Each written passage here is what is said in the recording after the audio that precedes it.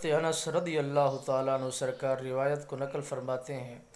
آپ نے فرمایا، آقا نامدار صلی اللہ علیہ وسلم سرکار نے فرمایا، جس کے پاس کلام الہی کی دولت ہے اس کے پاس بہت بڑی دولت ہے، اس دولت کا مقابلہ کوئی نہیں کر سکتا۔ یہ بہت بڑی دولت ہے جو انسان کسی کسی کو حاصل ہوتی ہے۔ وہ خوش نصیب ہے جس نے قرآن کریم کو اپنے دل و دماغ کے اندر بٹھایا اور قرآن کریم کے ساتھ جڑ گئے، اور جو بندہ قرآن کریم کے ساتھ جڑ گیا وہ قرآن کا وفادار بنا، اور پھر حشر کے دن قرآن اپنی وفاداری کا ثبوت دے گا۔ اور جس کو کائنات کے سارے خزانے مل جائیں اور قرآن کی دولت نہ ملے تو اس کے پاس ذرا برابر بھی کوئی چیز موجود نہیں ہے۔ قارون کے خزانے انسان کے پاس موجود ہوں مگر قرآن کی تعلیم سے وہ آراستہ نہ ہو اور قرآن کی تعلیم سے وہ خالی ہو، تو وہ یہ مت سمجھے کہ اس کے پاس بہت بڑی دولت ہے۔ دولت حقیقی جو ہے وہ قرآن کریم کی دولت ہے، جس کے دل و دماغ کے اندر قرآن سما جائے اور اس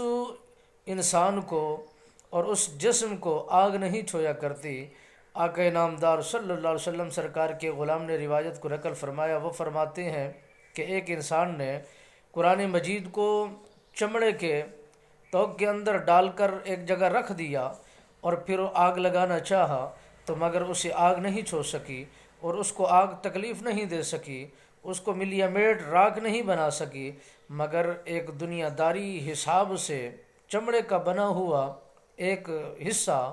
اس کو آگ نہیں چھوتی اور اسے آگ تکلیف نہیں دیتی۔ جو انسان مسلمان ہو، نبی کا وفادار ہو، نبی کا کلمہ پڑھنے والا ہو،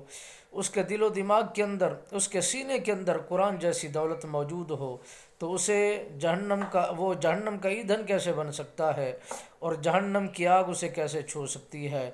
عزیزان گرامی، یہ دنیا کی دولت سے، دین کی دولت سے جڑ جانا بہتر ہے۔ قرآن کی تعلیم کو عام کیجئے۔ میرے نبی سرکار نے فرمایا، ان انسانوں میں بہترین انسان وہ ہے جو قرآن سیکھتا ہے اور لوگوں کو سکھاتا ہے۔